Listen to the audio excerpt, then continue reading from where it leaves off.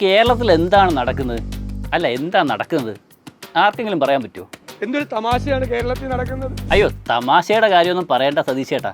തമാശ പക്ഷേ നടക്കുന്നത് നമ്മുടെ കേരളത്തിലല്ല, കേരള നിയമസഭയിലാണ്. സതീശേട്ടനും പിള്ളേരും രാവിലെ അലക്കി തേച്ച ഖദറുമായിട്ട് ചെന്ന് കയറും. മുഖ്യമന്ത്രിയും പിള്ളേരും വലിച്ചു കയറി ഒട്ടിച്ച് തിരിച്ചുവിടും. ഇതല്ലേ ഇപ്പോൾ ഇവിടെ നടക്കുന്ന തമാശ.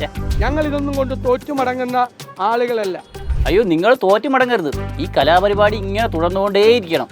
കടകംപള്ളി സുരേന്ദ്രൻ ഞാൻ രാഷ്ട്രീയ വനവാസത്തിന് പോകുമെന്ന് ചോദിച്ചു. സതീശേട്ടാ, ഇതേ മണ്ടത്തരമൊന്നും കാണിക്കരുത്. ആ കടകംപള്ളി അങ്ങനെ പലതും പറയും.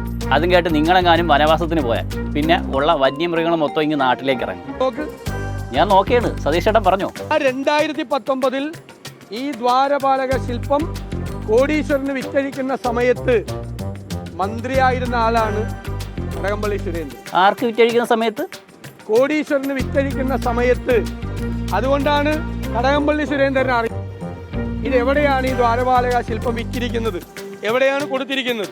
ആ കോടീശ്വരന്റെ പേര് വെളിപ്പെടുത്തണം എന്നാണ് ഞങ്ങൾ ആവശ്യപ്പെട്ടത്. അല്ല സതീശേട്ടാ, ഇതൊക്കെ സതീശേട്ടന് തന്നെ അറിയാമെങ്കിൽ പിന്നെ സതീശേട്ടന് തന്നെ വെളിപ്പെടുത്തിയാൽ പോലെ. എന്തിന് കടകംപള്ളി വെളിപ്പെടുത്തണം? കോടതി പറഞ്ഞപ്പോഴാണ് നമ്മളെല്ലാം അറിയുന്നത്.